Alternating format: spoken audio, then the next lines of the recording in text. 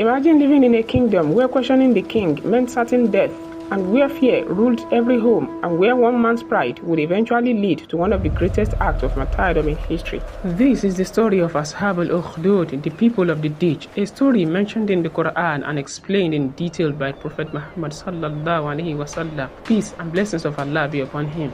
But every great story has a beginning. Allah the Most High says in Surah al-Buruj, قُتِلَ أَصْحَابُ الْأُخْدُودِ النَّارِ ذَاتِ الْوَقُودِ إِذْ هُمْ عَلَيْهَا قُعُودٌ. These powerful verses speak of believers who were thrown into blazing trenches because they refused to abandon their faith in Allah. But how did such heartbreaking tragedy begin? To understand this, we must journey back many years to a kingdom where darkness ruled the hearts of men. In a distant land lived a king whose authority seemed absolute. His word was law. His commands were never questioned. Fear had become the language of the kingdom, and silence was often the only way to survive. At the heart of this kingdom sat a ruler consumed by pride. His throne was built on fear, and his authority rested on absolute obedience. No one dared challenge his commands, for the consequences were severe.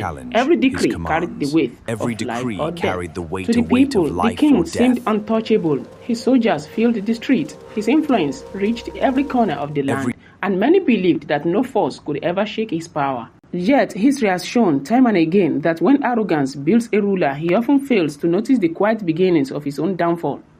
This king was no exception. Among the king's closest allies was an elderly magician. Through deception and illusion, he helped maintain the king's grip on the hearts of the people.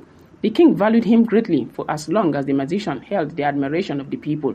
The king's influence remained strong. But time spares no one. The magician's strength began to fade. His voice weakened. His body could no longer endure what it once could. With each passing day, he became more aware that his life was drawing to an end.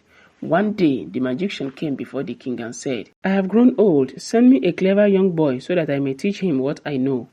The king agreed immediately. Why? Because he could not afford to lose one of the greatest pillars supporting his rule. If the magician died without a successor, the king feared that his influence over the people would begin to crumble. So the search began. Somewhere in that kingdom lived a young boy. Neither the king nor the magician knew that this ordinary child would become the greatest challenge their kingdom had ever faced. The very boy they hoped would preserve their power would, by the permission of Allah, become the reason it began to fall. His journey begins next. Power built on fear may appear strong, but it is fragile before the decree of Allah. The greatest changes in history often begin with the most unexpected people chosen by Allah for a purpose far greater than anyone can imagine.